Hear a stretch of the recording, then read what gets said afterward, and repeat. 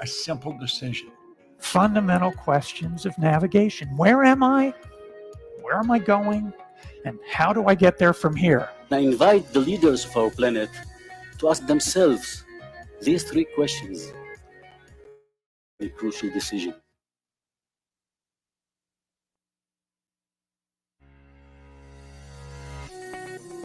Today can be the turning point in your life by making a simple decision. Fundamental questions of navigation. Where am I? Where am I going? And how do I get there from here? I invite the leaders of our planet to ask themselves these three questions before they make any crucial decisions. But if you don't make decisions, you're going to stay right where you are. We are all map makers. We are in a time of transition. If we're going to change, we have to change the direction that we're going. Our planet needs leaders who know where they want to go. When we change the direction we're going, then we want to make sure we're going in the right direction. Leaders who can see the big picture. Because if we're not, we're going to either go backwards or we're going to stay where we are. Recognizing the psychological and the spiritual shifts and changes that need to be made, often from the inside to the outside. To be able to shape your future, you have to be willing and able to change your paradigm. Complex journeys require navigation. The path to the truth is one such journey.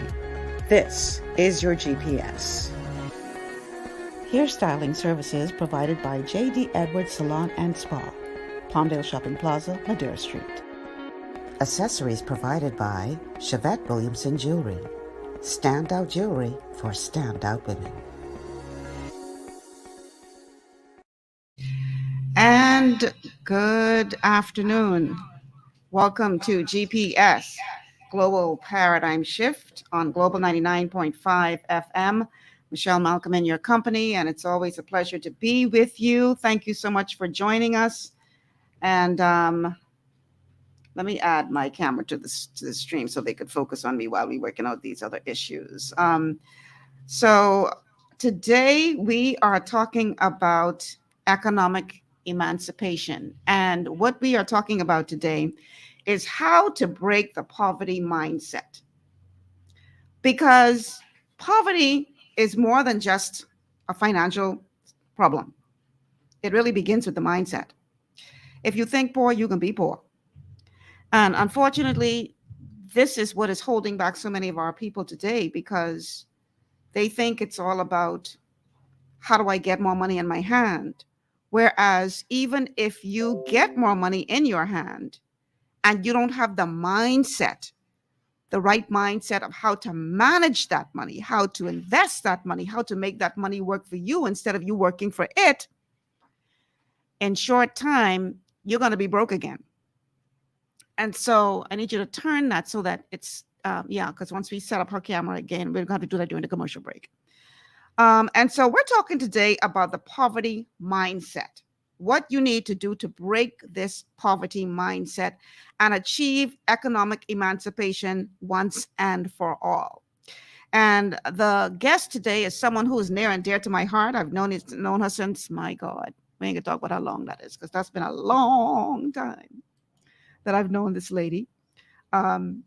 We were both employed at the Broadcasting Corporation of the Bahamas way back when. And she has always been a very forward-thinking person. She has always thought outside the box. And so it is no surprise that today she is very much involved in what is now being called the economic emancipation movement. And she's going to tell us a little bit more about that. And it's all about teaching our people how to evolve, beginning with your mindset. Because once the mindset is right, then you will find that you will attract the economic emancipation to yourself. It all begins in the mind, people. And we know that today is Mindset Monday, so that's why we're talking about this today. Dr. Deborah Bartlett is my special guest today. And like I said, she and I go way back. Listen, way back. Your mother, your late mother, my late mother were best of friends, and we have been able to continue that kind of bond between you and I. So I'm so proud of you, Michelle. I love you very much. I thank you so much for the support that we give to one another over the years, Yeah. actually. Love you back. And I want to also give a good shout out and salute to Michelle White. What a phenomenal woman. I am so proud of her accomplishment. She's staying the course with this radio station. And, this is going to be, I hope, an exciting program that hopefully continues on this path that you've been traveling to create a paradigm shift, a change in our thinking, so that we help each other succeed in a more deliberate and tactical way.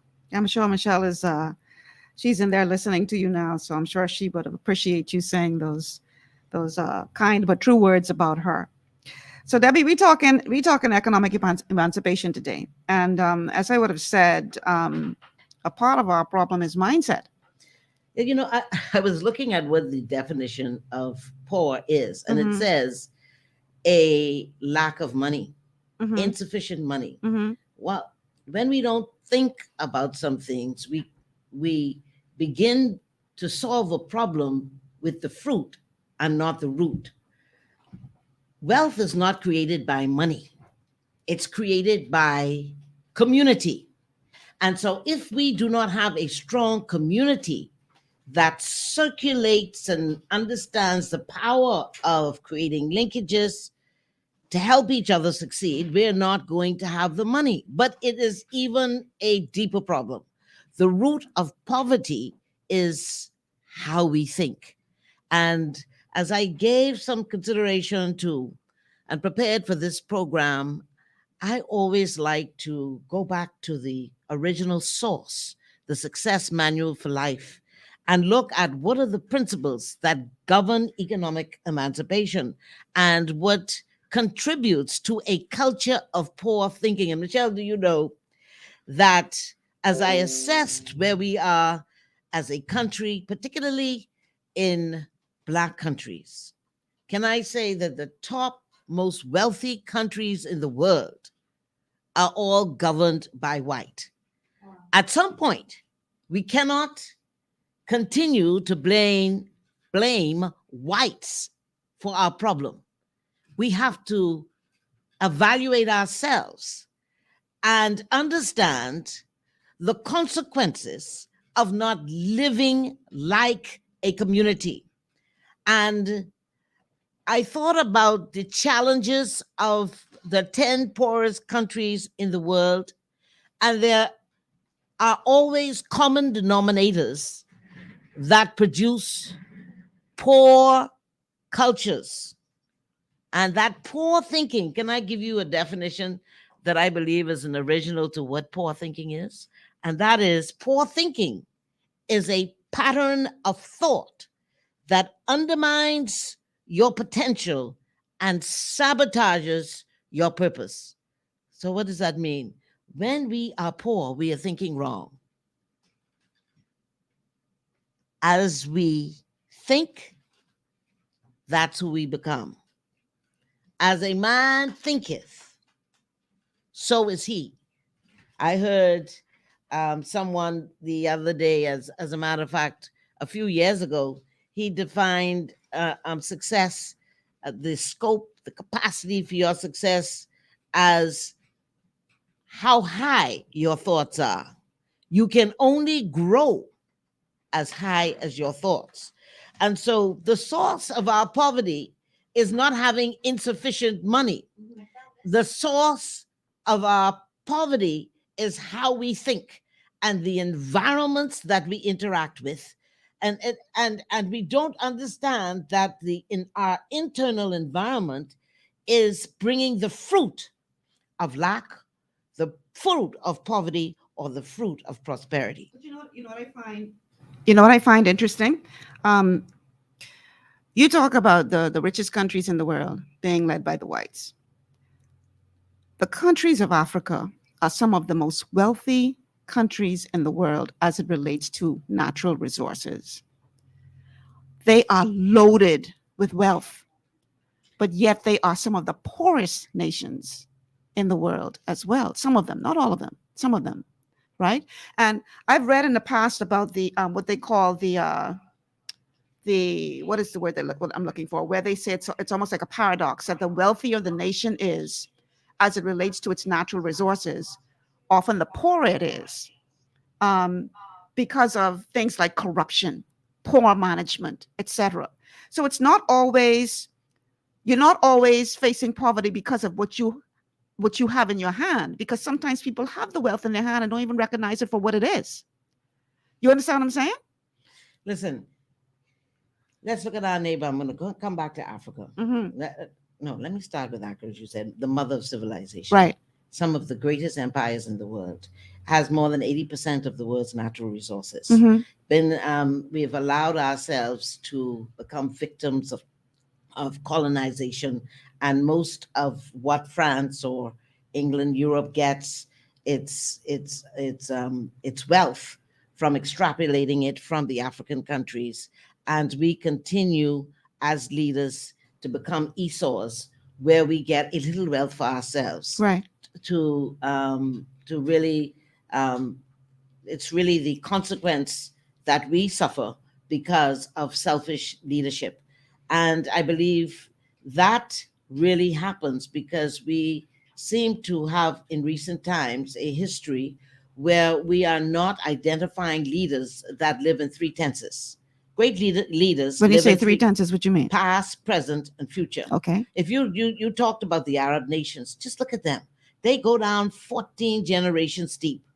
They consider that their most powerful resource is their mindset.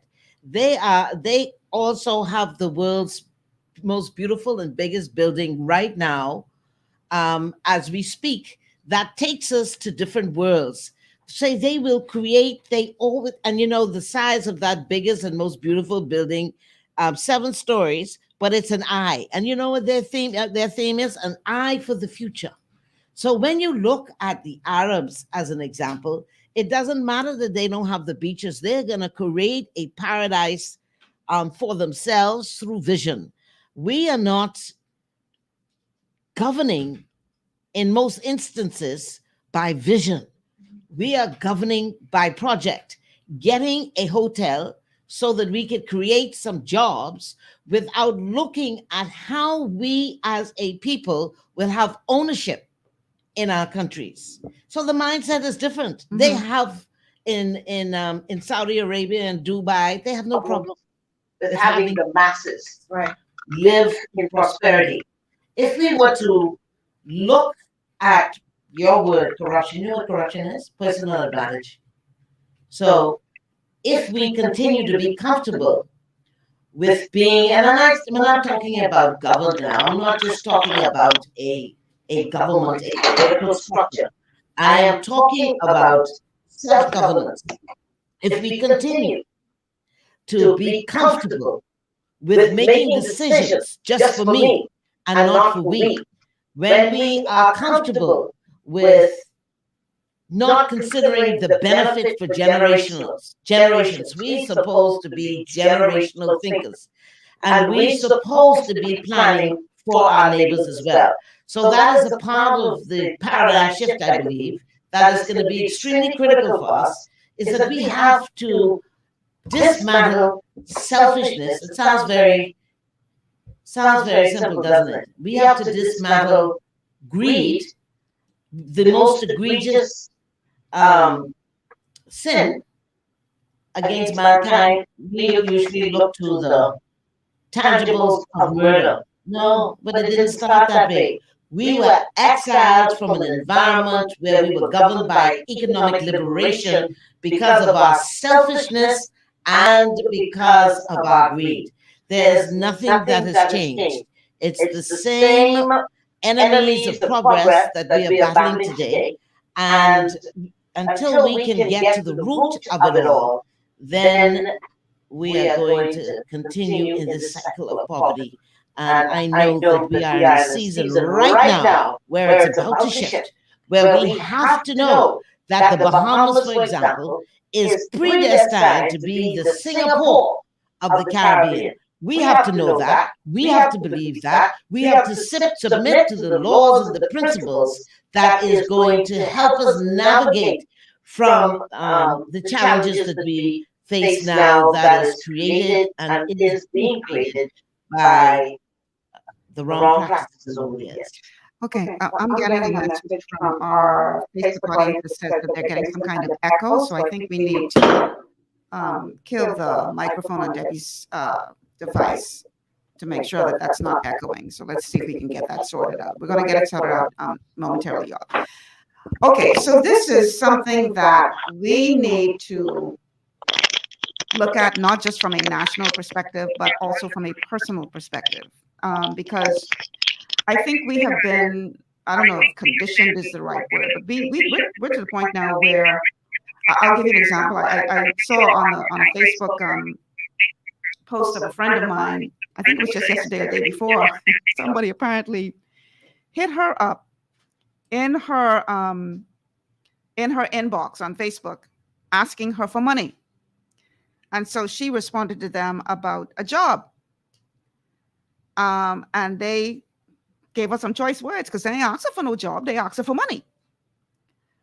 So we have come, I think, to this place where, can you kill the audio on her device, please? We've come to the place where we are thinking, so many of our people act like, you know, there's a fairy godmother who is going to just wave the magic wand and all of their dreams will come true and all of their problems will be eliminated because the fairy godmother took care of it all.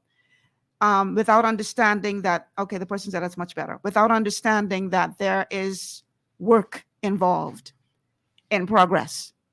They want you to give them something without having put in any kind of work or effort.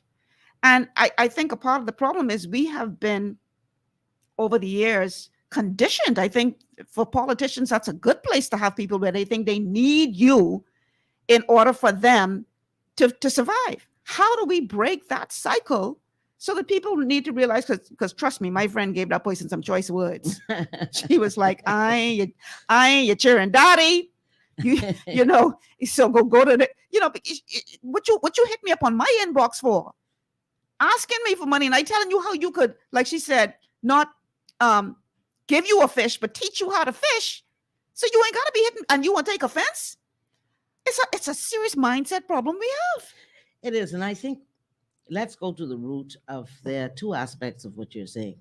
There is the entitlement culture. That's what you're talking about. Mm-hmm. The entitlement culture is you owe me. I just show up. I haven't earned it. And the consequence of that is that we are becoming slaves in our own homes. There is statistics that demonstrate that our productivity levels are so low. As a matter of fact, the productivity levels in the Bahamas is among the lowest in the Caribbean. I don't even want to get into what that is. Wow. Because you cannot produce wealth with a weak work ethic. Skilled men shall perform before kings. When you are before a leader, when your skill takes you into the company of greatness, when your skill takes you into wealth, that means there is the demand on your ability. That demand creates your leveraged position to ask for more money, to get the value of what you bring to the table. So in other words, when I served as one of the media consultants to the former premier of the Turks and Caicos Islands, to build the first HD television station in the Turks and Caicos Islands, guess what? It was never done, as far as I'm aware, in the Bahamas since then or during that time. But I knew that I was coming before a king to build a network, and I had the gall to ask for a multi-million-dollar contract. Mm-hmm. Because I'm coming before a king Right. that has the resources, Right. and I couldn't play that. I couldn't, and I didn't compromise myself to lay in the bed of compromise, Right. to have access to opportunity. Mm-hmm. What we have become comfortable with in our country is that we lay oftentimes in the bed of compromise. So we get into high positions that we don't qualify for. Mm. And when you have the unprepared mind, Mhm. when you have the unqualified mind in high positions, they become insecure and they do not like skill. They don't like the qualified around them Because it's going to show them up. because it's going to show them up. So what is happening now? So what is happening now is that you should start choosing the people you like. I like her. She got my back. Ain't got nothing to do with qualification. You can't produce. So now we are hiring people 1, 2, 3, 4, 5 to get one person's job done. And we have this perpetual culture of being afraid of honoring those who qualify both in character and skill. There comes the voice now that says, well, I've been with you for 30 years, but you did nothing to upgrade yourself. Mm. We have people that working in the analog and did very well in the analog age. We are now in the digital age. And they scared to And they're afraid refuse to try to even. Yeah. But when it's time for an increase in salary or an increment, because I stayed to I've work, been here 30 years. and guess what? Been here 30 years, take 28 days off. Wait a minute now. This is what is contributing to that mindset that says, listen, things rough now. They lay me off. I have 5 children that I have to feed. No thought to, we have a lot of foreigners, Haitians, Jamaicans in our homes doing the landscaping, and we don't want to do that. I watch our Haitian, a tremendous guy. If he say he's going to be there, he's going to be there. You know, you give Bahamians an opportunity, clean up the yard and take 3 days. Or some of them show up, and after that first paycheck, They're gone. you ain't don't look for them no more. But there's not a mark of excellence. And then you have to worry about integrity issues, Mhm. character issues. All of a sudden things start. See, we don't like to talk about this. Is self-evaluation. Right. This is self-governance. I would prefer to hire all Bahamians, but now we have to look at hire the best character, because ownership is effective stewardship. If we are not good stewards over what we have, we lose it. So if I know somebody is talented without character, or have character and don't have the skill set to execute that responsibility, Right. I am enabling, just like you remember in the drug days, you know that if you gave a Joneser money in his hands or her hands, they can go and buy the drugs. Right. And because we would do that in compassion, we would see the change that they even got smart enough if you bought them food. There's a market for the food. Right. So you have to use wisdom of how we are not trapped to become enablers. And so what we have been doing, unfortunately, over the years is facilitating the enablement of professionals who are not adequately preparing ourselves. As a matter of fact, when you are driven by vision, you don't want to be a leech.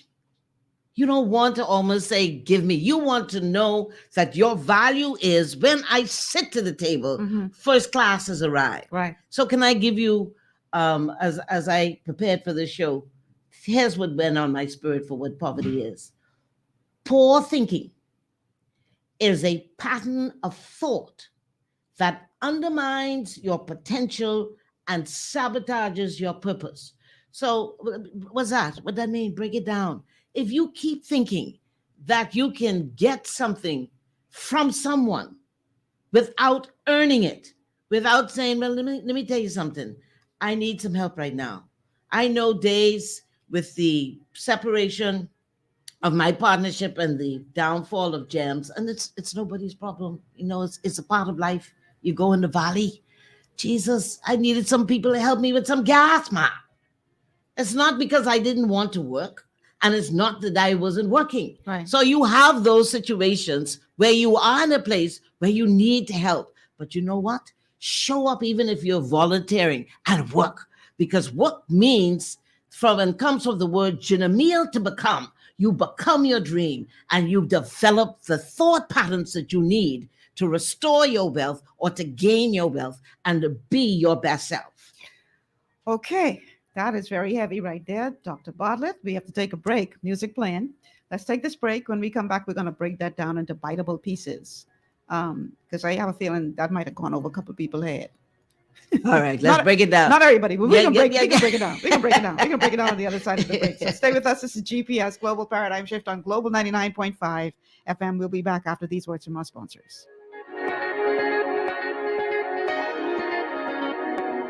Understanding your microbiome, also known as your gut ecosystem, can change everything you thought you knew about nutrition, digestion, immunity, and metabolism. Keeping your gut ecosystem healthy and balanced is essential. Ultimate Microbiome by Longevity was specifically formulated to optimize this ecosystem. It provides the advanced support your gut needs through prebiotic, probiotic, and postbiotic supplementation. Our unique blend of probiotics includes Lactobacillus and Plantarum, healthy bacteria that can help prevent harmful bacteria from taking over your gut. Increasing your gut's population of beneficial bacteria creates a more balanced gut microbiome, which has been shown to aid in weight loss, skin health, sleep, mood, and may even help with seasonal allergies. Ultimate Microbiome also promotes the production of postbiotics. Postbiotics are key to help regulate your gastrointestinal health. To enhance digestion, Digizyme Multi-Enzyme Complex, a blend of 5 specific enzymes, has been added to Ultimate Microbiome. It can help break down food so your body can better absorb nutrients. Plus, we've added our proprietary I-26 hyperimmune egg powder to aid in the elimination of disease-causing gut bacteria and help your body balance its immune response. Ultimate Microbiome, the scientific, proprietary, and holistic approach to gut health that helps optimize your body's entire gut ecosystem. To learn more, contact your Longevity associate. Welcome to Sunshine Auto, the hardest place on the planet for rims, paints, and tires. We are your auto superstore for rims, Lexani, Azaras, Trueform, Western, Lux, Fuel, Tracklight, Tough, Rough Racing, Velocity, Mud, All-Terrain, and low-profile tires, cars, homes, and commercial window tinting. At Sunshine Auto, we put God first and customer is king. Glasses love. To stay healthy, it's crucial to make sure you get the nutrition you need every day. But it's difficult to get all your recommended vitamins and minerals from food alone. Even in the United States, 94% of people are deficient in at least one nutrient. Beyond Tangy Tangerine 2.0 by Longevity is a simple, convenient, and affordable way to help your body get the essential nutrients it needs. It's an advanced plant-driven multivitamin mineral complex that contains certified organic whole foods, trace minerals, and antioxidants. BTT 2.0 supports your body's natural defense system with a proprietary blend of energy-boosting and body-loving nutrients, plus prebiotics, probiotics, amino acids, and enzymes that support digestion. With an unusually high ORAC score of 8,000, you get even more antioxidants to help combat free radicals that can cause damage to your cells. But to get the most benefit and value from any multivitamin, your body must be able to break down the nutrients so you can fully absorb them. Otherwise, they'll just pass through your system without doing any good. Beyond Tangy Tangerine 2.0 was specially formulated with synergizing cofactors to ensure you get maximum nutrient absorption. Beyond Tangy Tangerine 2.0 is the easiest way to give your body the balance and complete daily vitamin mineral supplement it needs for optimal support of your overall health. To learn more, contact your Longevity associate. This portion of GPS is brought to you by Tiki Bikini Hut at Junkanoo Beach. Great food, cool tropical drinks, and family fun in the sun. And we are back. Okay, something is open. I'm getting some feedback. Welcome back to GPS. Is that the phone? Okay, we got to figure this out. How to turn that off. Let me see. No, that didn't work. Okay, we'll figure it out. Welcome back to GPS on Global 99.5 FM. Michelle Malcolm in your company. My guest today is Dr. Deborah Bartlett, and we are talking about how to eradicate the poverty mindset and how to establish or achieve economic emancipation once and for all. The telephone numbers to call 326-0271, 326-0271, 326-0271, or 326-0272, 326-0272, 326-0272, or 824-9952. We really got to get this sorted out because we're getting feedback. Okay, we're gonna work on the technical problems and get that sorted out as soon as possible. In the meantime, Debbie, you started to say something during the first before the last break that we need some clarification. We need you to break that down in Sesame Street. Yeah, let's make it simple. Yeah, okay. All right, so let's break that down. Yeah, what the key to this paradigm shift, we have to do self-evaluation. Mm-hmm. Let's say, what do we want? When you talk about economic emancipation, that means that we should be governed by peace and prosperity. We have to first know and believe that we were born to be great. We have to believe that our natural environment is to be economically liberated. So when you know who you are, then you are governed by a vision. You will see a future. Think about it. Those refugees that come from Haiti. Haiti is a nation that we have to give thanks for, who fought against the French. And as a result of their courage, we have democracy in the Western Hemisphere. But over the years, poor governance has led to the deteriorated state of a culture of poverty. So what I notice as Haitians come to the Bahamas to go through to Florida is they lose hope. They don't believe that they can build their dream in their country. So when we want to lift ourselves out of poverty, it is going to require that we tap into the vision that is inside us. You have a vision. I have a vision. There is a big picture. There is a future that you and I would like to live in. And that generally directs us to our purpose and brings the fulfillment. And once we know that there is a vision that should be governing our lives, and we pursue it, and we learn and we understand that there is greatness not only in those who we assign greatness to in our local communities, in our global communities, there is greatness in every one of us, and there are laws that create an environment of success. When we do what the laws of success calls for, then we are going to be successful. We're going to know how to navigate through the valleys, through the trials, because trials are inevitable. So I guess Sesame Street, Pastor Siobhan always tells me, say Sesame Street, Dr. Bartlett, Sesame Street, Sesame Street. Okay, so let me say what Sesame Street is. The first thing is we are misdirected over time. We were born in an economically emancipated environment. We have to go back to that original place. Can I use Sesame Street principles of what my experience was with Joe Dudley, who's the chairman of Dudley's Products, took me into Vail, Colorado, and he said, I want to take you there because everybody there are multimillionaires and billionaires. Mm-hmm. And as we touched down, we were the only ones who came on a commercial flight. And as we touched down, I noticed that there was snow everywhere except on the roads leading to the owner of the home of Spam. You remember Spam in college? So we were going to one of his homes. Okay. And when we got there, all these billionaires were there. Mr. Dudley was the only raisin, and myself. And so I thought I would be intelligent. One of the leaders who was having a conversation that I was included in Mm-hmm. was the owner of Chick-fil-A. Okay. And he was saying and making quotes from the Success Manual for Life. And I said, and who was the author of the Success Manual for Life? And he said, it's the Bible. It's the original source for success.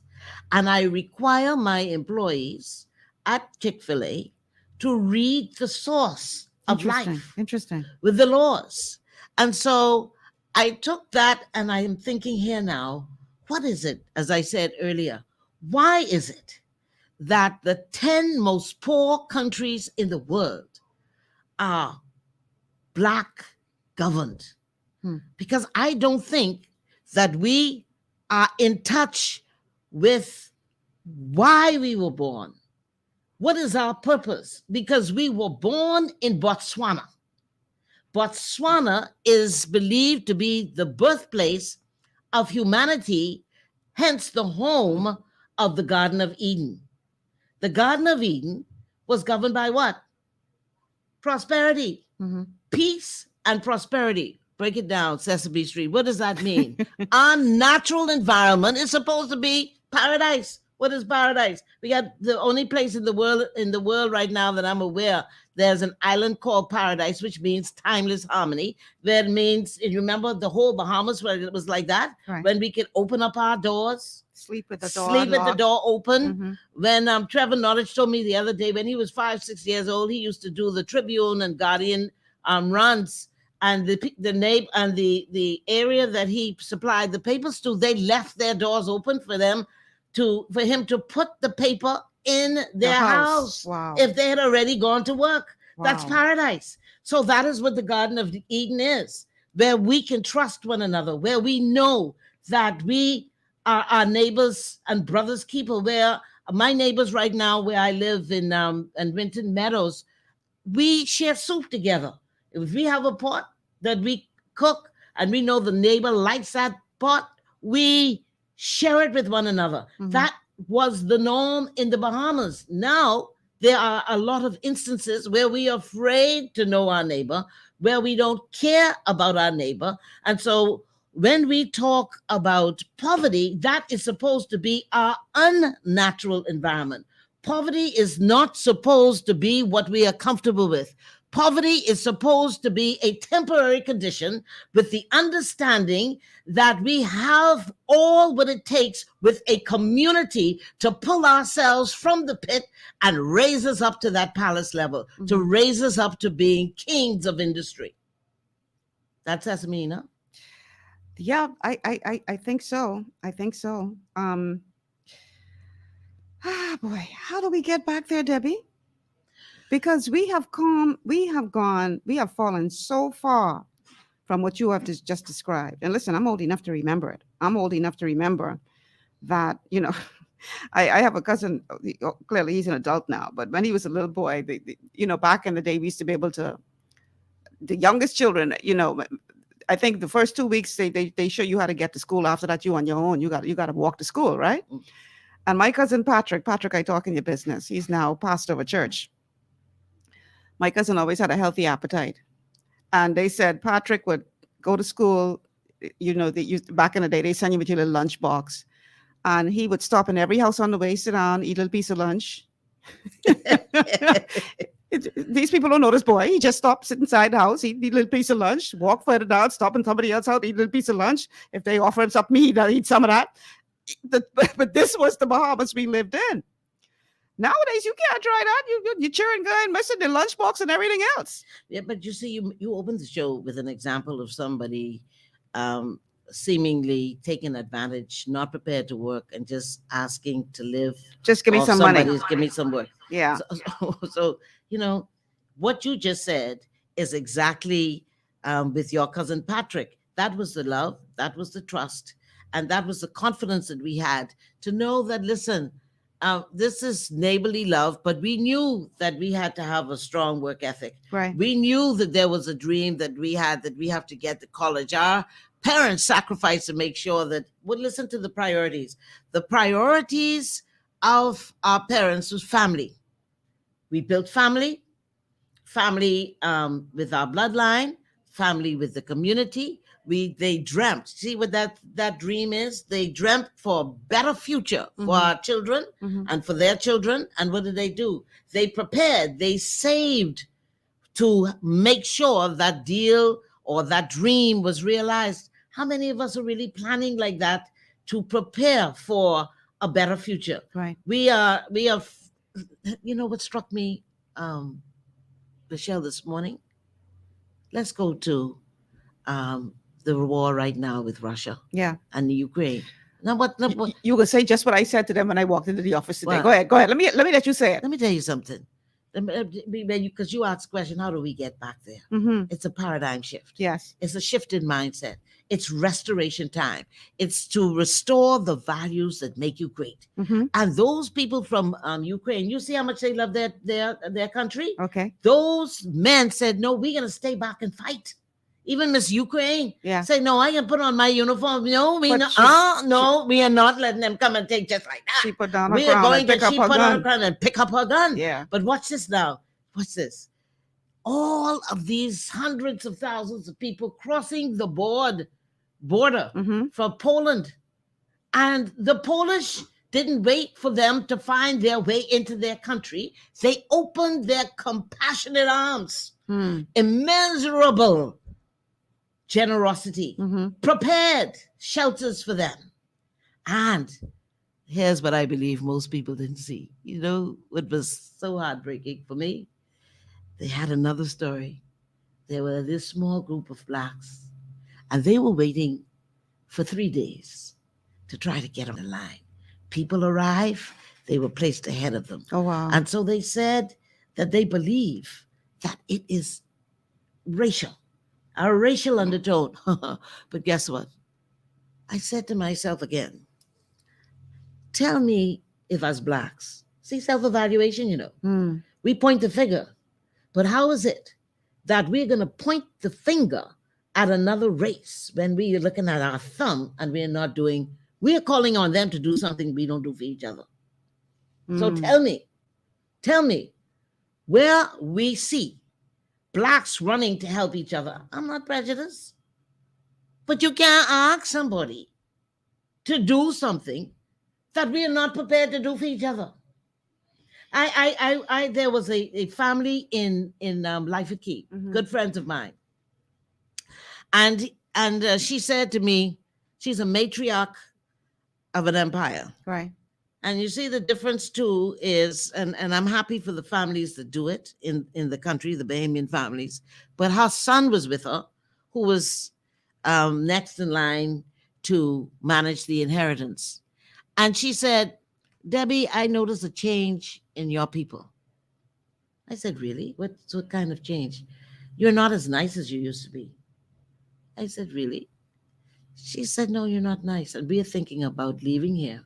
Anytime you come to Life at Key, meaning us, Blacks, you come asking for something. We seldom have anybody come back and say thanks. Wow. I was so ashamed.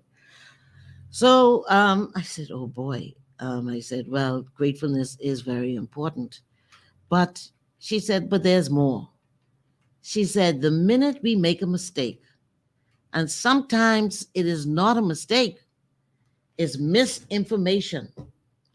She said, we are heavily criticized. And I just wish for one moment that as much criticism as we get, that we can even get a fraction of that in gratefulness. And so I said to her, and trying to throw it off as a little, it wasn't a joke, but just say, boy, I thought we like you all better than we like ourselves. You know what her son said, Michelle? I'll never forget this for the rest of my life. Said, Mommy, what is it that you expect? How can we expect them to respect us when they don't respect each other? Wow. Here's the self-evaluation. We are denying ourselves opportunities. By the way, that family left the Bahamas, who was providing millions of dollars in scholarship they prefer to be anonymous. How many opportunities we are losing because rather than build Michelle White up, Michelle Malcolm up, rather than we build each other up, we are tearing each other down. We are not really, as a culture, there are exceptions. I am so grateful to people who support me in my journey. I am forever, ever grateful. But my point is this. Can you tell me, can you envision what we are witnessing right now with the Ukraine? They are fighting for their country. They would rather put their lives on the line to bow to a philosophy that is in conflict with theirs. And they, as the men and the protectors, will say, I will pick up a gun, and even some of the women, and then move into the neighbor and say, listen, because they know they're not coming to be leeches or sponges. They are coming because they have met a tragedy. Where can we go, Michelle? Where? If tragedy hits, where can we go to be received by another Black nation as we are eyewitnesses? I know this is a little difficult thing to say. I don't hear people talk about it, but Well, anyhow. you know, you mentioned couple corn and thing, and I want to read a comment from one of our Facebook viewers, and the comment says, and this was in response to something that you said a little earlier in the show. Just trying to get it to come up. It says, I don't think it's fair to put every Bahamian in that category. There's a lot of us that want to work, but what is offered as payment is under minimum wage. How do you respond to that? Well, the first thing is, as I said, it's a culture. Culture means that there are too many of us who are not working and can work. And so that's one thing. They are the exception to the rule.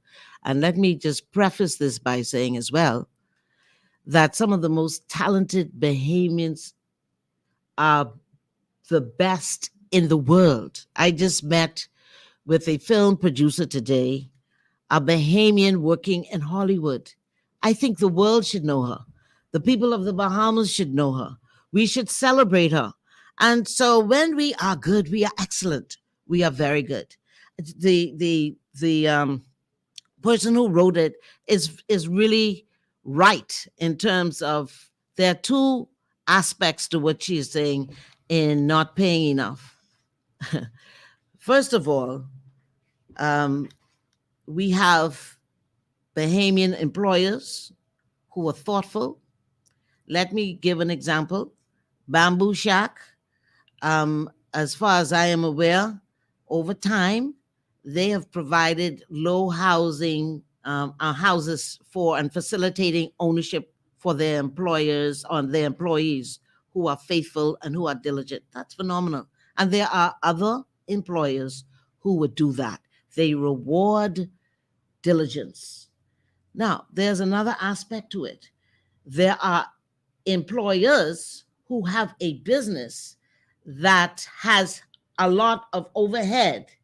And when you start talking about the taxes that you have to pay, the cost of living, and the revenue that is being generated in a particular business, sometimes the employer can't afford to pay the kind of salary that is deserving. And then you have a choice. I was talking to somebody the other day. The business is not generating the revenue that the business owners would like.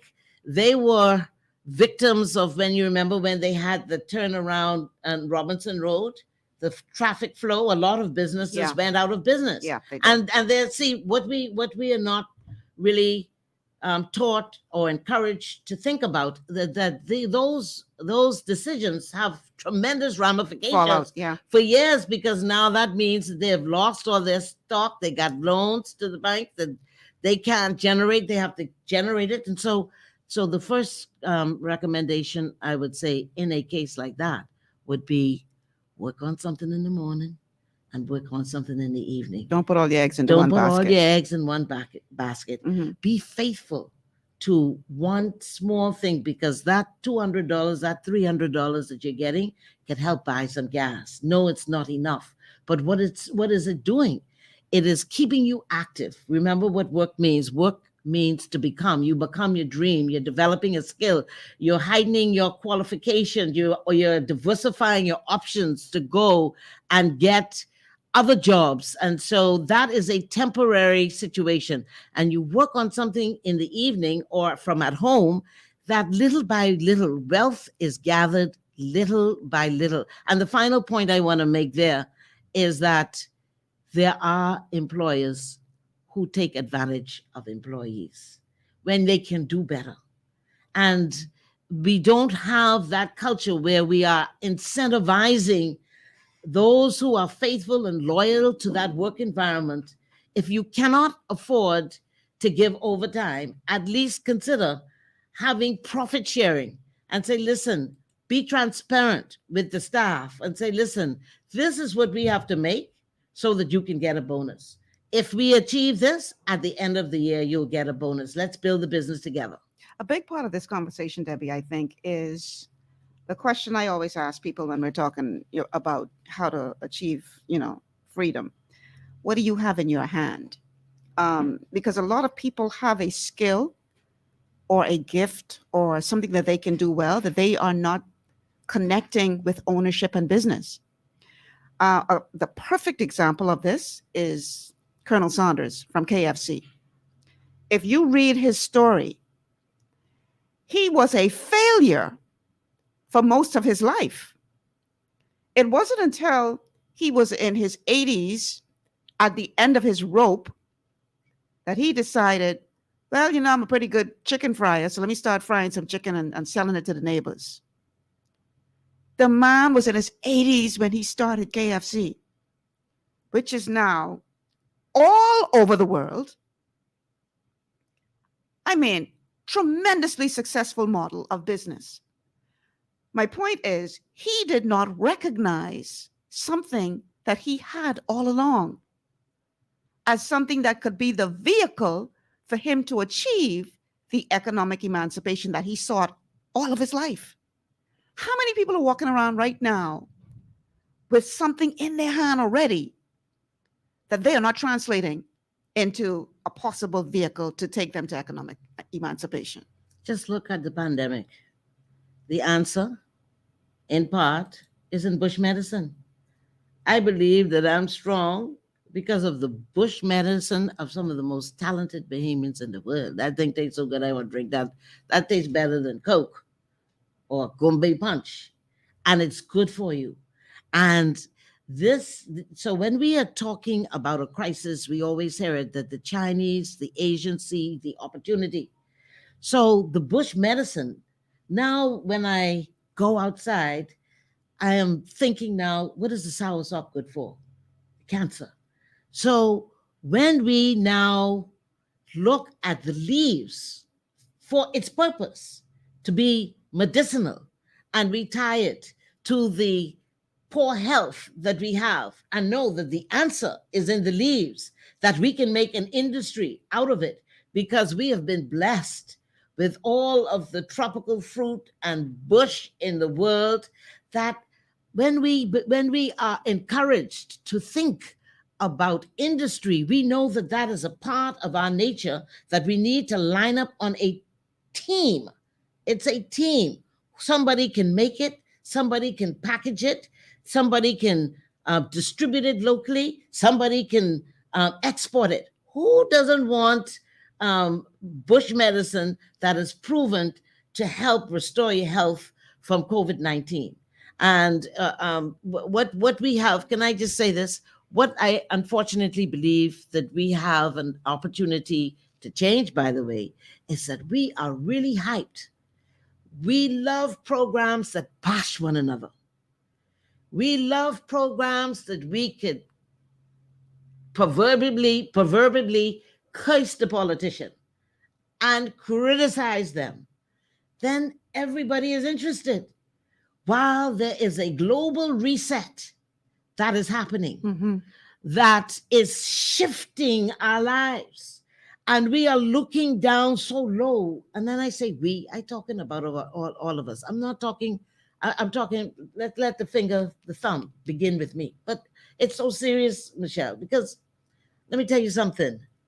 Have we realized that official statistics, and I believe that may be on the conservative side, you're talking about poor thinking. A lot of people perhaps think that it doesn't apply to them. But you know, when 51% of our population are categorized as being poor. Yeah. And those who work, the Bishop Walter Hanschels in this world, who work every day with feeding the poor, said that is very conservative. I think he must be though after all these years. Yeah. So that means more than half of the population, some say 60, some say below 80%. The poverty line. We living below the poverty line. We can't pay our credit cards. We can't pay our mortgages. We maxed out. So no amount of money from now until we retire. There are people retiring that still have mortgages. There's no other job that we can see. And we have not paid sufficient attention to the fact that the middle class is being erased. And the middle class is the delivery channel to economic liberation. Stick a pin, stick a pin, stick a pin. It's 3:02, so that means we're 2 minutes past our break time. So let's go to this commercial break. I want to talk about that, the middle class and economic emancipation, because a lot of people don't see that and don't understand that. And I want you to break that down for us on the other side of the break. This is GPS, Global Paradigm Shift on Global 99.5 FM. I'm talking to Dr. Deborah Bartlett today. We are talking about how to break that poverty mindset and achieve the economic emancipation you so justly deserve. Stay with us. We'll be back after these words from our sponsors. Your body's immune system is under constant pressure from things like stress, lack of exercise, and toxins in the environment. It's crucial to be proactive and support your immune system with the nutrients it needs to function effectively. But it's often hard to get these nutrients from food alone. Introducing fast-acting Zinc Plus Immune Support by Longevity. Unlike zinc-only supplements, Zinc Plus Immune Support builds on the proven power of zinc and adds complementary nutrients to give your immune system extra support. Vitamin D helps balance the effects of zinc, while our proprietary blend of natural fruit and root extracts provides the extra help your immune system needs to work against daily stressors. And we've included Longevity's exclusive plant-derived minerals to give your body the minerals it needs, but can't get from food alone. And because Zinc Plus Immune Support is delivered in a great-tasting, sugar-free, berry-flavored lozenge, it encourages quicker absorption of all these nutrients into your body. Zinc Plus Immune Support. Zinc plus the extra support your body needs to promote a healthy immune system. To learn more, contact your Longevity associate. Welcome to Sunshine Auto, the hardest place on the planet for rims, tints, and tires. We are your auto superstore for rims, Lexani, Azaras, Trueform, Western, Lux, Fuel, Tracklight, Tough, Rough Racing, Velocity, Mud, All-Terrain, and low-profile tires. Cars, homes, and commercial window tinting. At Sunshine Auto, we put God first and customer is king. Blessed love. It's gotten harder and harder to get your daily requirement of vital nutrients from food alone. Without additional vitamin and nutrient support, your health and well-being can suffer drastically. That's why Z-Radical was specifically formulated. It combines a blend of antioxidant-rich vitamins, minerals, and botanicals with the protective powers of fucoidan to help fill the gaps from lack of nutrients in your foods. The core of Z-Radical is fucoidan, a naturally occurring polysaccharide that helps stimulate immune reaction, protecting you against inflammation and oxidative stress. We harvest this powerful mineral-rich nutrient from brown seaweed, harvested only from the world's most pristine ocean waters to ensure the purest quality. It's then extracted using cold process technology to ensure maximum levels of bioavailability. Then we add essential vitamins that help to protect your cardiovascular and nervous systems and are crucial for optimal immune and neurological function. Z Radical also includes a proprietary blend of delicious antioxidant-rich fruits and berries. This great-tasting combination helps your body combat free radical imbalances that can contribute to a variety of degenerative conditions like arthritis and heart disease. Z Radical. Experience the power of fucoidan with antioxidant-rich berries, 8 essential vitamins, and more to provide you with potent health benefits. To learn more, contact your longevity associate.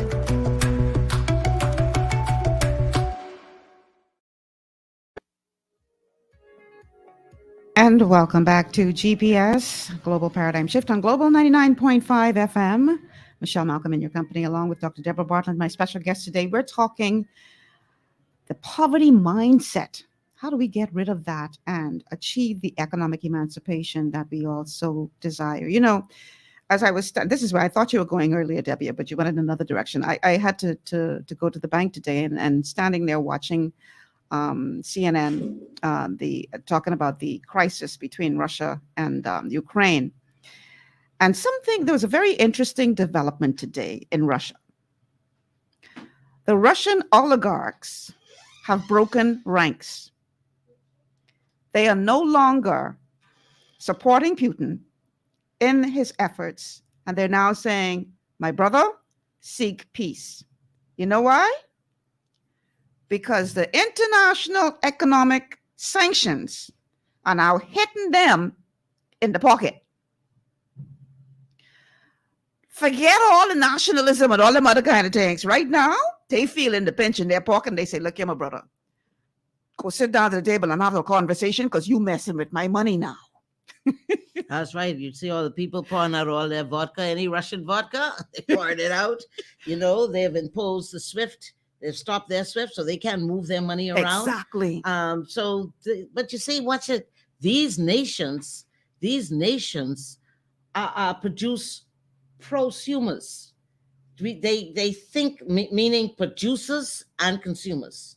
They have something. Ukraine is one of the most wealthy countries in the world in terms of what they produce for weapons and all the minerals, everything that they have. So they are wealthy thinkers. Mm-hmm. And if we were to run into a challenge, and let's not think that we can't, because Putin went into Venezuela, and Venezuela, the message was, I'm coming through the Caribbean. I can come, didn't say it, but it reminds us how close we are to world events. And we know that Russia wants to get to the United States. And where do all the refugees come to get to the United States? So what you are absolutely, somebody always says, a friend of mine always say, absolutely right.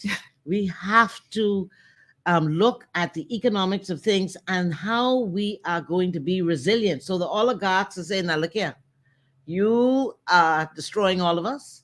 Our environment is created through wealth creation, revenue generation, not only in our local community, but in our global community. And I am sure as they see all of these stores around the world are just dismantling their businesses by refusing to buy Russian, is to them, this isn't funny anymore. No, we need to do something about it. Yeah.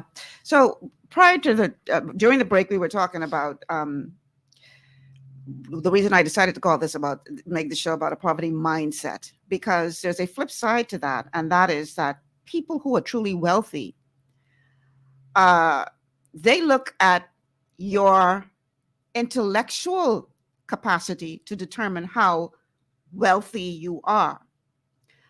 Whereas you have people who they may have the money, but their mindset is not quite right. So if you don't have if your pocket can't match theirs, they look down upon you, not understanding that your intellectual capacity has the ability to propel you, if given the right support, to their level or even higher. Let's break that down for our audience. Well, you know, there's a proverb that says that there was a poor man Who had the answer? Who had the answer to save the city? Mm-hmm. And he went and he gave his political leaders the answer. But because he was poor, Because he was poor, they dismissed him. they dismissed him. And so you have that in many nations. But what I notice about wealthy people, for the most part, though, they don't look at what your financial status is. Mm-hmm. They look at your intellectual capital. Mm-hmm.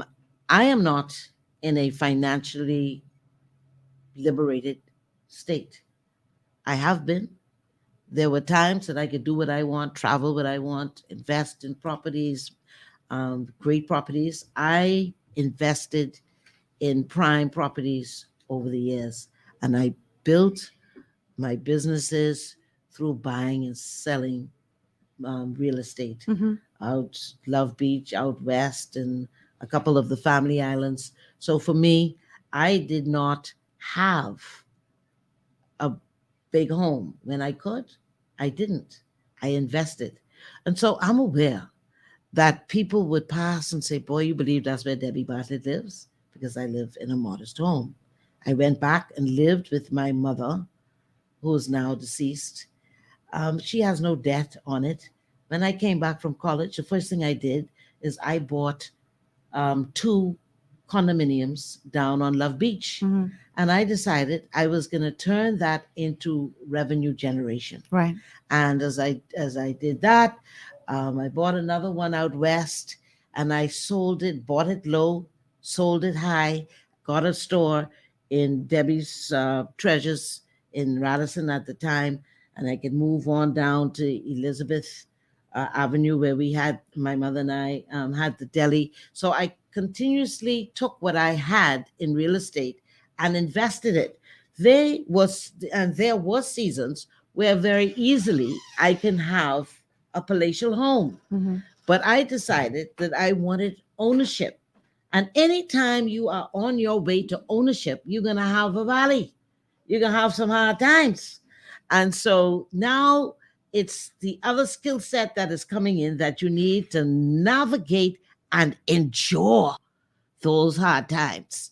That's what was happening to the Israelites. They came over, they had some wealth transferred to them coming out of Egypt. They went into the wilderness, which is the middle class, and they were stuck sometimes because they didn't have anything to feed them. The mindset was wrong. Mindset was off, that Mhm. they were ungrateful. So what am I saying? But I noticed something, that when we do not have a big house, a luxurious car, I drove in Jaguars.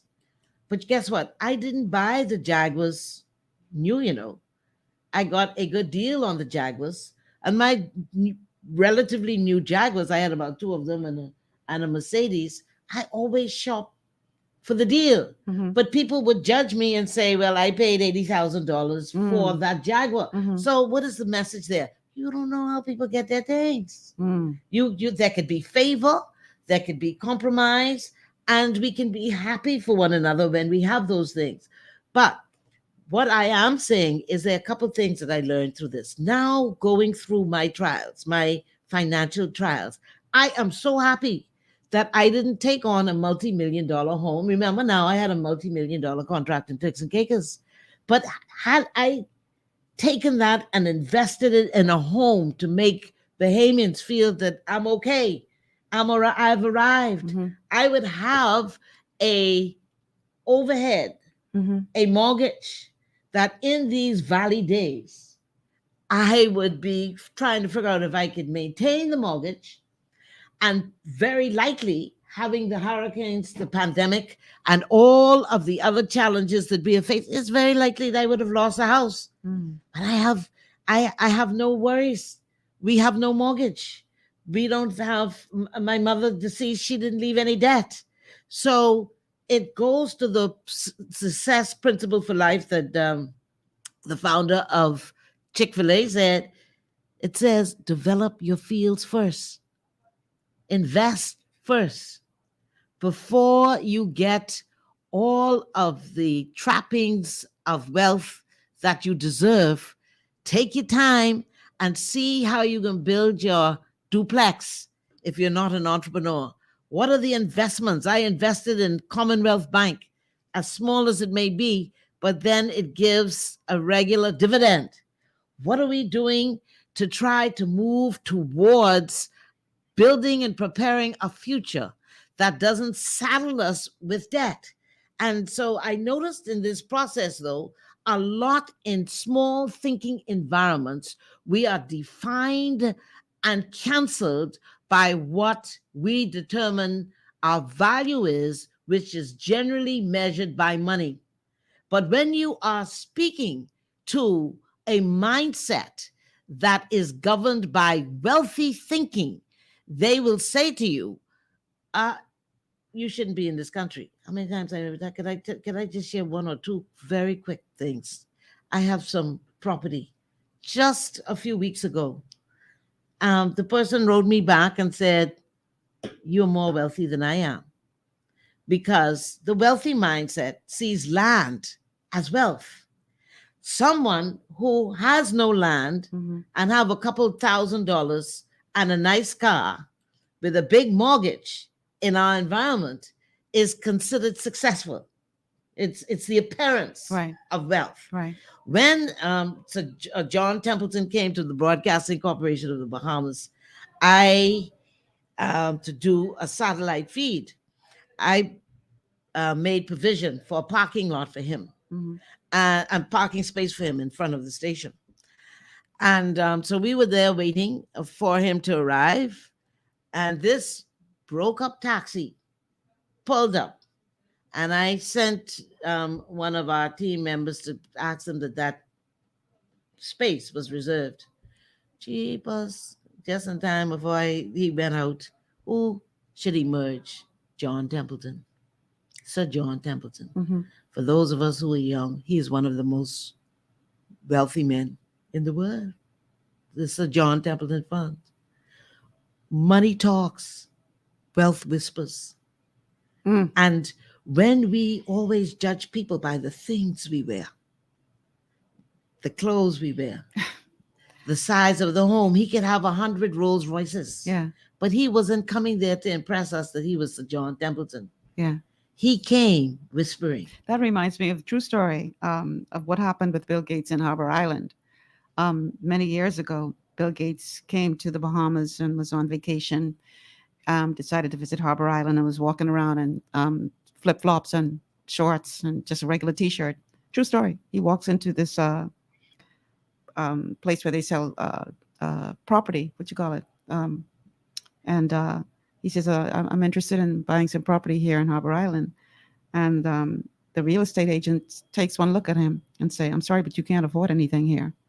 Yes, I'm familiar with that story. And he walked out, went to another real estate agent, and made them very happy, because the first one judged him by the appearance, which was, I mean, just so stupid. You know, here's the thing. I like how you put it about money talks, but wealth whispers.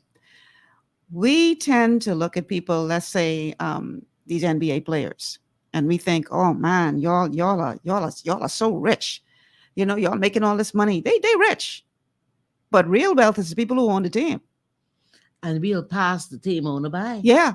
We are going towards a celebrity. Yes. I see it happen all the time. And so that means that is an area where we need to have a paradigm shift. You know, everybody has greatness inside of them. And I hope that person who commented earlier that this fuels, and there's something inside her, even outside of this program, that fuels her knowledge, her determination to say, listen, greatness is inside of me. And there is no exception to the rule. It doesn't matter where we were born. It doesn't matter if we were born in Baintown or impoverished areas. That is, the environment doesn't define you. It's the environment in your mind that determines whether you are lifted from the pit. As a matter of fact, my grandmother on my father's side lived in Royal Avenue in a yellow clapboard house. And my mother's side, my grandparents were born in West End with a one room schoolhouse.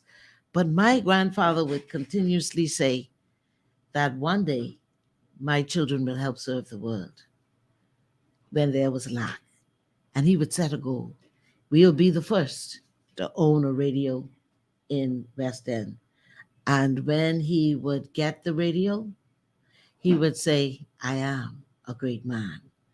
And my grandmother would say, yes, Les Leonard, you're a great man. And you know what she would do? She would take the radio and use it to invite the community in West End to come and learn. So there was an appetite for knowledge. She wanted to be a teacher. Mhm. So she would invite all of the people in the community to learn from the radio. And what am I saying? Principles don't discriminate. It doesn't matter where you use it. If you pursue knowledge, if we pursue community, then we are going to begin to see the money that we do have circulate in our environment. Mhm. So, as they say, if the money circulates 7 times in any environment, then that is how you begin to develop wealth. What we are doing now is the money that we spend usually leaves our environment. And when it leaves our environment, it leaves us and not have the circulation in our environment. It contributes to poverty in a very major way. Mhm. A big part of this conversation, I think, as we do have a call on the line. Okay, let's go to the phone lines. Caller, welcome to GPS. Hello. Hi, you're on the air. Good afternoon, Shelley. How you doing? Good, how are you? Okay. I know you're only your friends is called you Shelley. Sorry Okay. for that. All right. Miss Malcolm, say all right. Miss Debbie Bartlett, how you doing? I'm okay, and you? All right, thank God for life. I was enjoying listening to you, but I said I can try calling anyhow. Happy New Year and all of that. It's been a long time since I talked to you. Yeah, I know. Now, who's this? The voice is extremely familiar. Extremely, eh? Yes, sir. Well, let me see if I can help you. The one who could see, he passed away. This the blind one. What is Papa? Yes, ma'am. Papa, how are you? Thank God for life, ma'am. I hear you talking about challenges and things. Like I say, our good friend, Leron Chris Bannister. Oh, yes. Yeah, yes, of course. I'm so sorry about his passing. Yes. Remembrance Day, 11 of November, make 1 year since he gone. But let me just hurry up, because this ain't just my show or your show, Miss Malcolm. So nice hearing your voice. You're still one of my favorite voices in the country. When I think about people representing our country, ambassadors and stuff like that, if I had the will, I would appoint you to do that for our country. Not for you, no. Nothing for you. For us, because you're one of our shining stars. And you speak with a passion. You speak like you feel the pain. You feel you don't have to really go through things to understand. And you ain't waste no time on this life so far. What God bless you with. I'm not sure if I hear you say something. Your mom passed away. I have my condolences. That was my good friend too. Yes, thank you. Yes, Mom used to be to the radio station. You talk about challenges. You talk about jams. I work and I'm moving in and out of the room, so I know if you explain in details what become, but some of the things I hear, that's enough right there. I don't need to beg you to say no more. What I want to ask you about, another person who I respect was more a friend to you. How did you deal with that situation? Some Christians, some people, they believe in God as long as things is good, and then when they have challenges, they wonder if there is a God. Our good friend, Dr. Miles Monroe, the way he died and stuff like that, I had to sit down with older people and myself, remind me, but Paul in the Bible and Jesus, the way they die and stuff like that. I cried like a baby when he died, although I didn't know him personally, but just knowing him over the years, talking to him over the radio, and I had a chance to tell him that I love him while he was alive. I wonder how you dealt with that. One more thing. People talk about legacy, knowing that we know death gotta come, right? They talk about legacy. Then it's another saying, say only what you do for God lasts. Papa. Which one is important, or all too important? I go on now, Michelle. Sorry for taking so long. No, it ain't long. You're trying to change the topic of my show. But I thought she was talking about challenges. We are talking about the economic emancipation and changing the poverty. Okay, mindset. one of the first things she started off with, Michelle, is when she talk about people like who in position. You in position, right. And you there, right. All about me. Right. I hear that part, and I think. Well, continue to listen, because we got. Yeah, not to point out no political party, but Miss Bartlett, we still going through it, and in all the parties we going through it, where we have people say they won't come in to serve, but soon as they get in their mom, it's like we enhance their agenda, they empower their friends, family, and lovers. I'll hang up and listen. God bless you. I love you, Miss Bartlett. Keep up the good work. I love you too. Thanks for calling, Popper. Okay, so I have Siobhan on Facebook. Siobhan says, if you ain't bragging and showing off your wealth, you poor. That's the ignorance of our people. Rich people don't brag or show off. She also says, if you owe the bank for a house, it's not yours until it's paid off. Yeah. That's powerful. Yes. Yes, this is true. Okay, so we're talking poverty mindset, how to get rid of the poverty mindset, and welcome economic emancipation. And we as a nation, we all celebrate majority rule and what that meant for us. But the thing is, we got political emancipation, but the economic emancipation did not happen for the masses in this country. So we got political freedom to a certain degree, because even that is influenced. Well, when we talk about mindset, and Papa talked about Pastor Miles, let me say that I went into Ghana. We had dinner with the wife of the president of Ghana. I was a keynote speaker there. Mm-hmm. And a gentleman came up to me and said, I heard about the Bahamas because of Dr. Miles Monroe. Yes. So a lot of his work was dedicated to changing our mindsets. Mm-hmm, for sure. And he brought into the national psyche the conversation about purpose. Purpose gives birth to vision. And when we talk about the political emancipation, what we have seemingly lost sight of to some degree, I haven't heard it in a long time.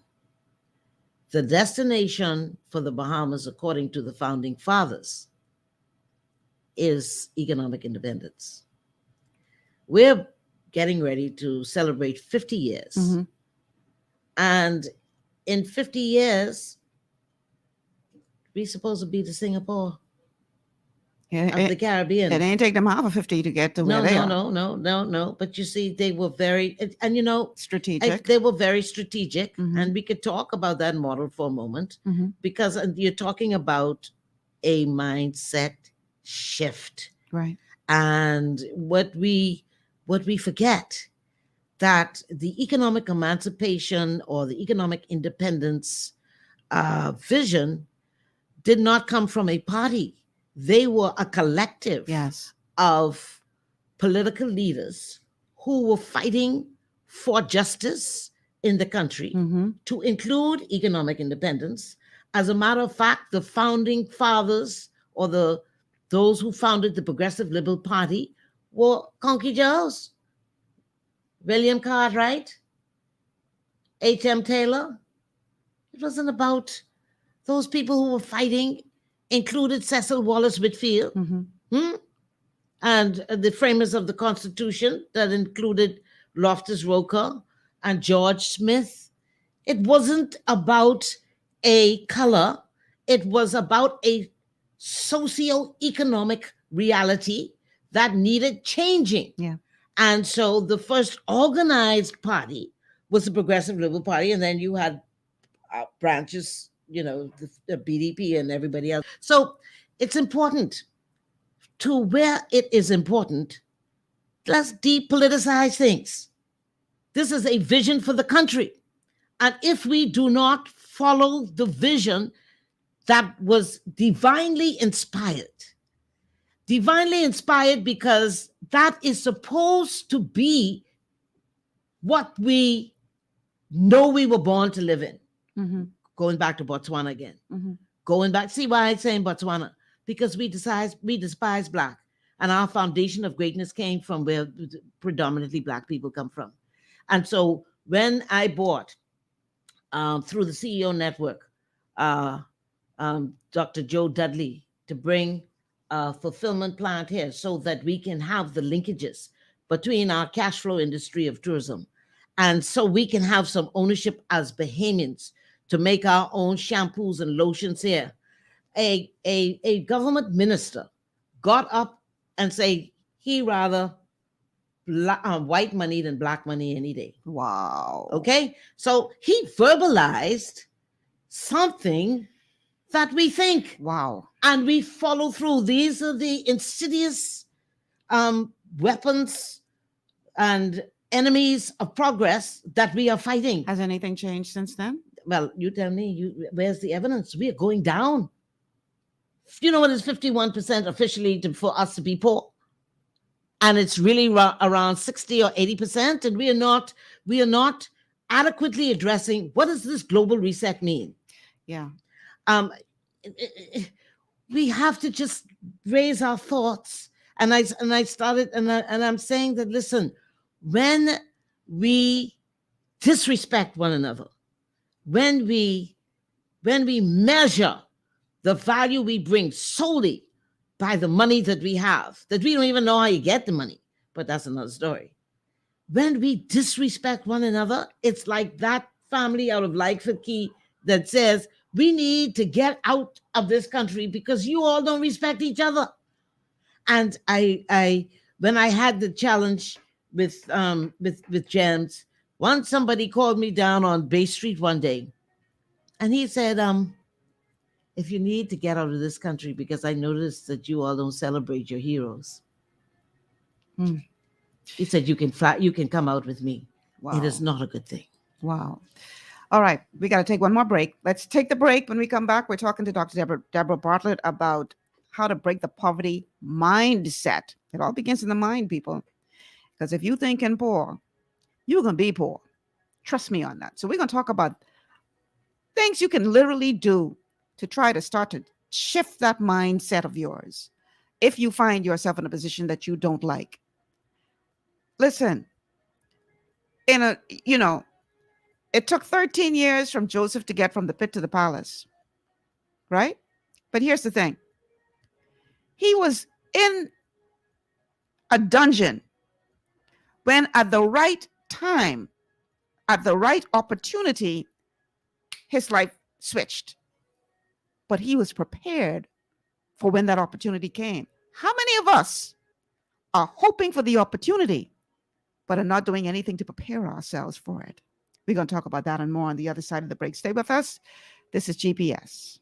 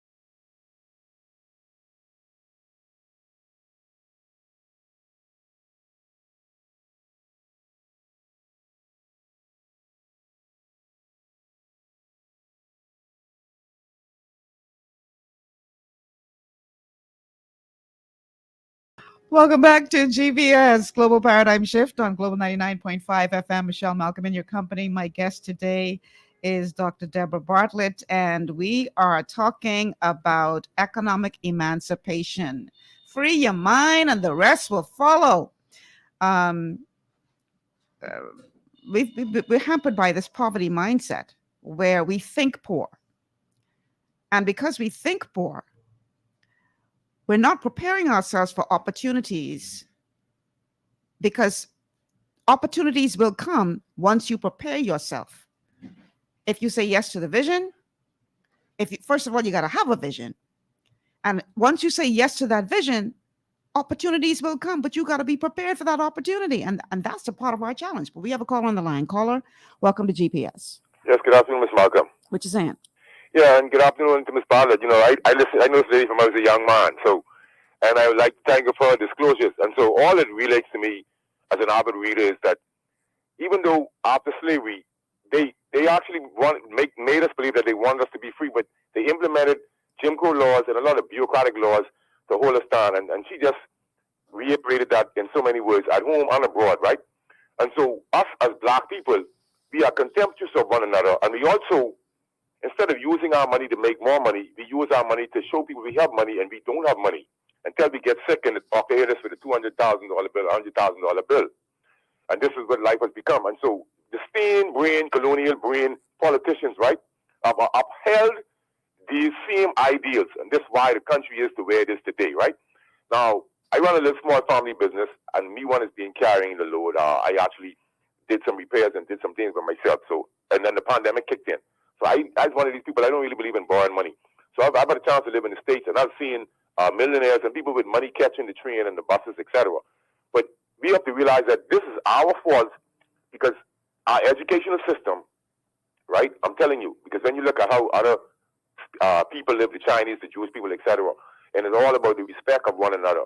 And so this is the rat race. And of course, I heard her mention the Great Reset, right?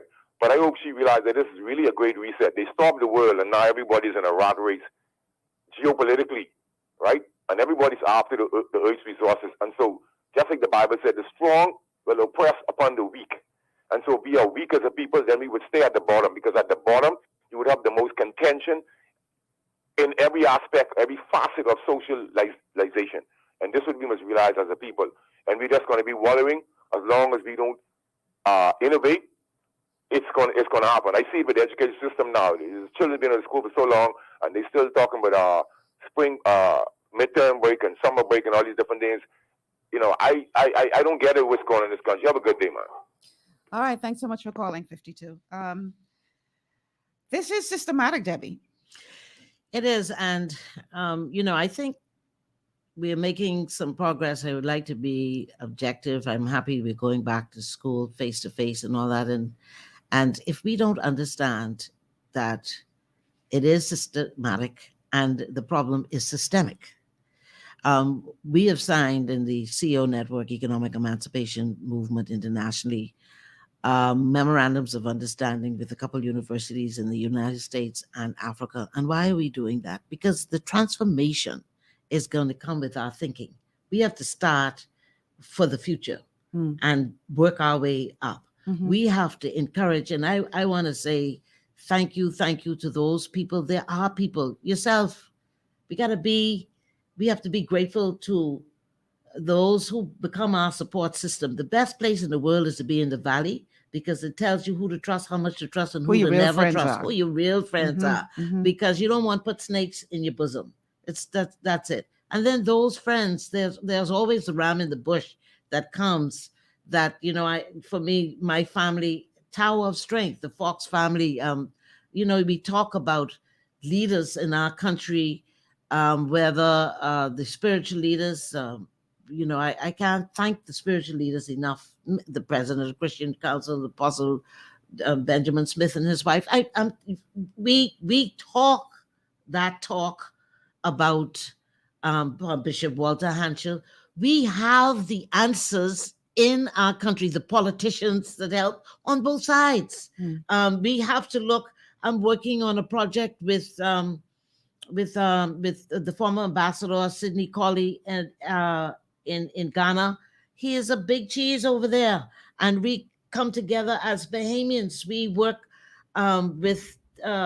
We know that, for example, the Prime Minister of our country, he has a history of doing humanitarian work in the inner cities. We have to be able to say, what is the strength? Don't look at the party right now. We having battles with pandemic. We got in battles now with Ukraine and Russia. We have a hurricane season that is coming up. We have the history of Dorian. What are we doing?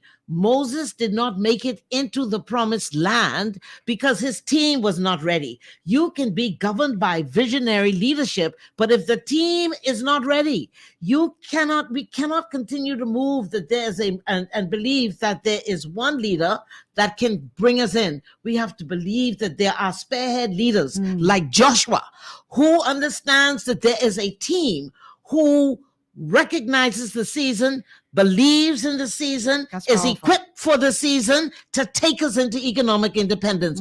If we are going to do that, we have everything of the past. We remember the past and we even disrespect the past somewhat. We got the present, but we have to now find a way to say it's okay. We are supposed to naturally know that greatness is inside of you. We're going to release that, and we can't do it until we return. We restore what used to be, that reverence for God, that love for your neighbor, that understanding that you were born to be great, that we need to assign a day in the calendar that says Economic Emancipation Day, so that we remember that that is our future. And when we do that, we plan industry around it so that we can help each other succeed. And make it more than just another day to go on the beach, but make sure that people understand the value of the day, understand the meaning behind the day, understand what it means to their lives, and the lives of all of us collectively. Absolutely. No, yeah, but you see, that we should be calling on, let's assess what we're doing. When we are doing the hotels now, we should say, listen, we're the qualified Bahamians. That's what happened with alcohol, you know. So Lyndon told him, told the owner, Chris Blackwell, there's another Bahamian. He didn't know alcohol. There's another Bahamian who was put in for your get together and work that out. And so that's how Compass Point was started. Alcohol, Chris Blackwell became one of the biggest success stories in the world. Right. Why aren't we doing that with hotels? Not people who are just political appointees. There's nothing wrong with being with a political appointment, but make sure that that person is qualified. So at this point, when we are doing heads of agreement, can we find a way so that Bahamians can have ownership in that, so that we can have access to foreign capital or diversified levels of capital? We have FTX here now. That's one of the biggest cryptocurrency exchanges in the world. What are we doing to break down those regulations? We have a Bahamian who's chairman of Visim Coin, and his partners are the owners of some of the biggest banks in the world. He's a Bahamian. So we need to have allies with those big financial institutions to come in the Bahamas and empower Bahamians and see what we can do to have more. You talked about it being systemic. Being systemic also means that we have to find ways for more Bahamians to grow on what a Frankie Wilson and Orville Turnquest and those have done. That's great. Brent Simonet, man, be trillionaires, but let's see those numbers of people who are successful multiply. The value and the strength and the resilience of our success has to come through mentorship and evidence that we are reproducing ourselves. Small numbers of success is an indictment. Great numbers of success creates a culture like Singapore. But our system, Debbie, that is in place makes it almost impossible for what you just described to happen, because it was a learning experience for me. I never knew how hard it was, for instance, to bring large sums of money into the country. And it seems that our system is in place to make it difficult for you. First of all, the Bible talks about how a prophet is not respected in his own home. So they don't have no respect for you because it's too common. You're too familiar, right? So they don't have any respect for you locally. So you decide to go abroad and, make things happen abroad. But even when you try to bring that back into the country to make things happen here, after going and establishing yourself abroad, they almost make it impossible for that to happen. So it's like, what do you do to get around this system that seems so hell-bent on keeping us in poverty? It requires a paradigm shift. I love the name of your show, but let me just say this. No pun intended. No pun intended. It's a double-edged sword. You know why? Because the Caribbean, the Bahamas and the Caribbean, we are over-regulated. And there is a lot of crookery and money laundering going on with and we have been able to, as a tribute to all of our political leaders, have been able to maintain a position as the third strongest economy in the Western Hemisphere, even though we have to also acknowledge that we are slipping, and we don't want to slip so far that we can regain our position of strength and excel and pass it on.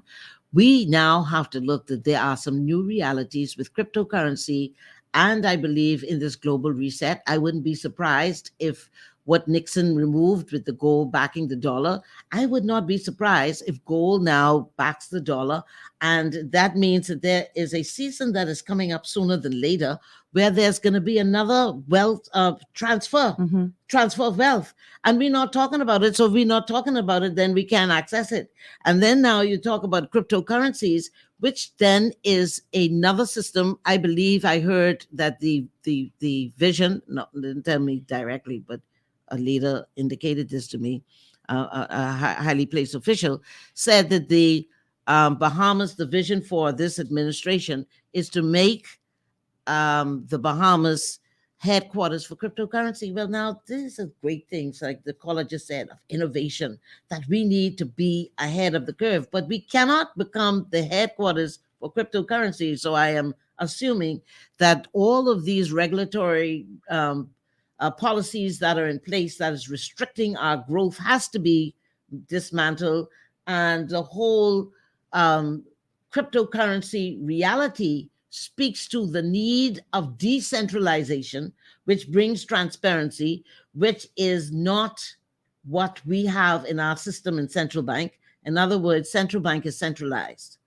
And so we can't spend our money nowhere. The B dollar can't go nowhere. Cryptocurrencies in decentralized blockchains can spend anywhere. And so there are a lot of tremendous opportunities for us to reposition ourselves as leaders once again in the financial services sector. And so what am I saying, Michelle? I think we got some evidence of what we can do, but we have to not be comfortable with mediocrity. We can't be comfortable with following. We have to take that vision of economic emancipation, economic liberation, and look at what our strengths are. Because at the end of the day, I'm saying that we're looking at options, which is good, which is fine, which is marvelous, to bring oil in from Arabia. But we got natural gas right here. We should be working on that too. So that when we dig for 10 days, get the natural gas, have Bahamians own it. So we're talking about the renewable energies and the micro cities like Alaska, so that if Alaska could do it, that every citizen in Alaska once a year, every household, if you have 10 people in that household, everyone gets at least $2,000 a year. So the business of governance in Alaska pays its citizens dividends for the business, because government is the biggest business. And so if we look at, and so it is governance as well with compassion, care for the people. And I think we do well in terms of the NIB and different social networks that we have. But I'm saying we got to take it to the next level now. Yeah. Let's take this thing to the next level and know that before we point the finger, for example, at the government, what are we doing with self-governance, so that we can recognize the leadership mindsets that's qualified to take us into a successful and strong future. Powerful stuff. Okay, we only have a few minutes left in the show. Let's talk about concrete steps that people can take to begin to shift their own poverty mindset to a mindset of wealth. One of the things that I have learned, and Pastor Miles used to talk about it all the time. He always used to say, you need to write a plan, Michelle. Sit down and write what you want your life to be. Sit down and write a plan, put it on paper. And here's the thing. When you're talking about sitting down and writing a plan, don't look at your circumstances. Don't look at where you are. Don't look at what you see around you. Don't limit yourself to that. But sit down, the Bible tells you, write the vision, make it plain, though it tarry, wait for it. So the first step you have to take is to write write down, put on paper, and don't. I'm not talking about sitting down in front of a laptop on iPad, because there's something that makes you connect with that vision when you write that. Put that on paper, and do not limit yourself to what you see, to your existing circumstances. If you're going to dream, if you're going to bother to dream big. If this is something that you can accomplish on your own, the dream ain't big enough.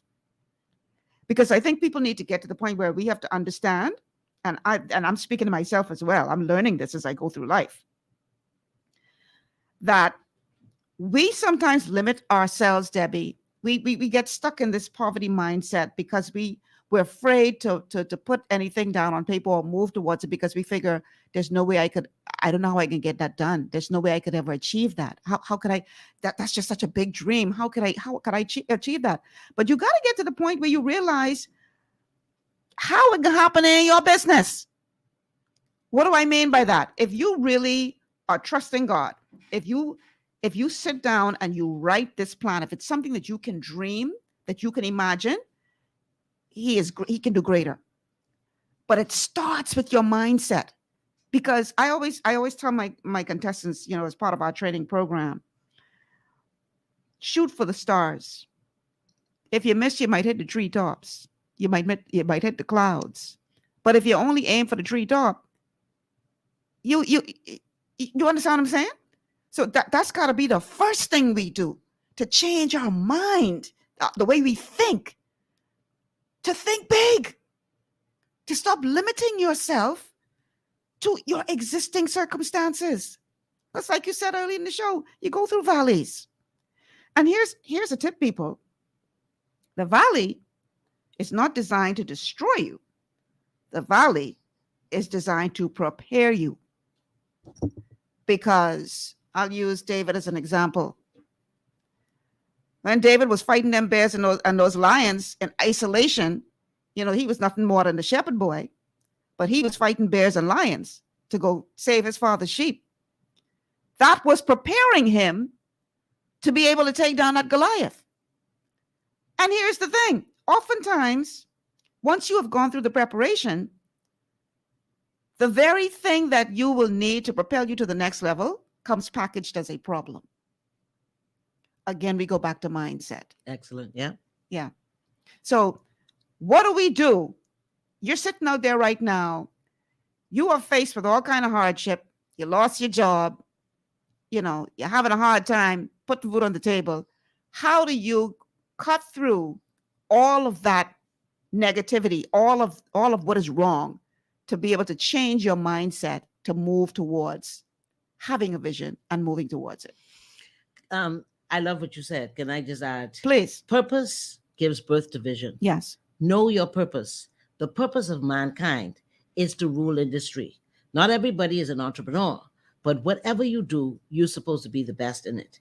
And I sat at that same dinner with Mr. Dudley with a man who says all of his staff are millionaires. You need to shift the mindset. He said, when I find loyalty and integrity, he said, my secretary is a multimillionaire because she is a ruler of industry. So we need to shift it, that we don't need to start taking people out of their strength to give them more money. Right. No matter what it is, there's honor in honest labor. Mm-hmm. The second thing is that find a team.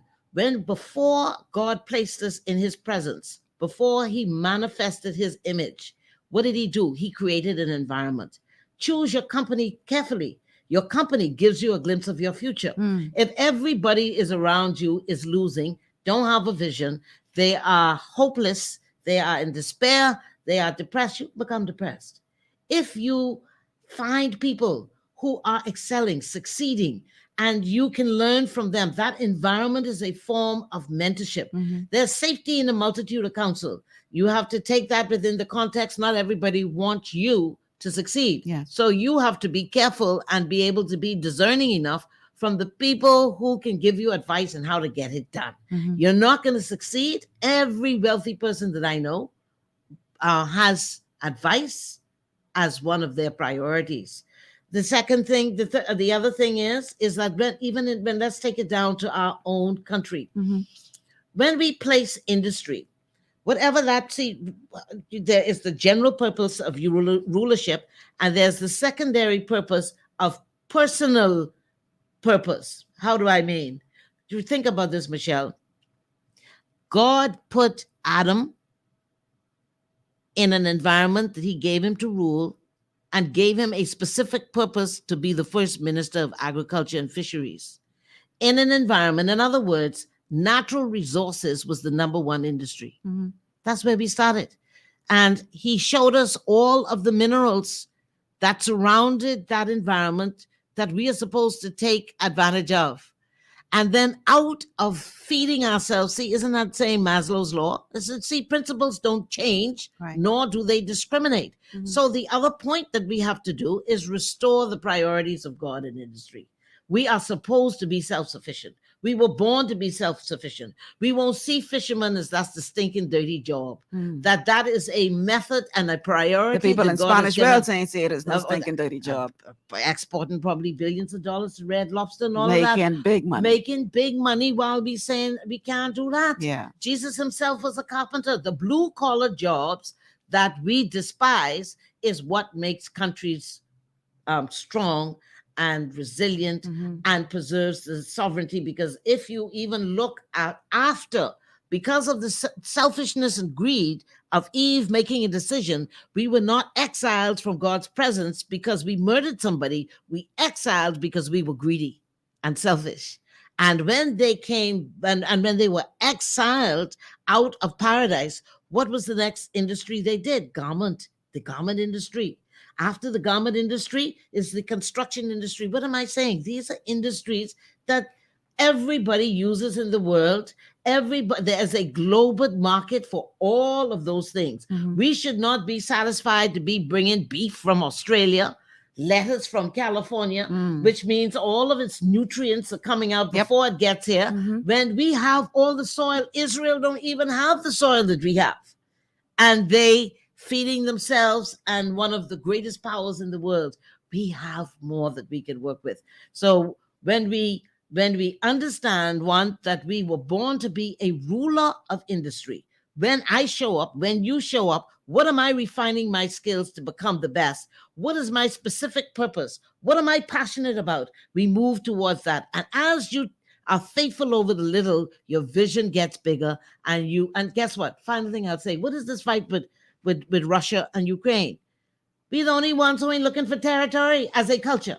Some of us are looking to expand our territory. Right. The bottom line of all of this is leaders look to expand their territory, some through hostility, but some as the influence. We were born to have global influence, but the global influence that we are born to have is to help each other succeed.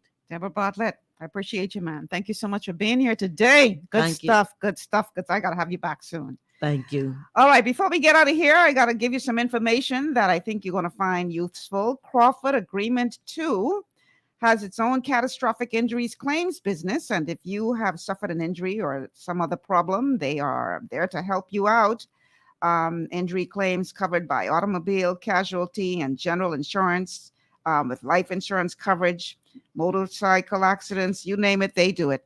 They're located from 117 Collins Avenue, 2 doors north of Frank Hanna to Carmichael and Montgomery, and into number 57 Center Drive, Millers Heights. Contact email Crawford 30, that's the number 30, Crawford 30 agreement, the number 2, at gmail.com. WhatsApp 425-6535, 425-6535, or message them at the same number. Website www.crawfordagreement, the number 2.com. Also, go check out Tiki Bikini Hut on Junkanoo Beach if you want some good food and a great family-friendly atmosphere. Byron Coley and his team will make you feel right at home. Let them know Michelle Malcolm sent you, and they're going to treat you real good. That's my time, y'all. Thank you so much for tuning in today to GPS. Tomorrow, another great show is planned for you, so don't you dare miss it. I'm Michelle Malcolm. Have a good afternoon, everybody.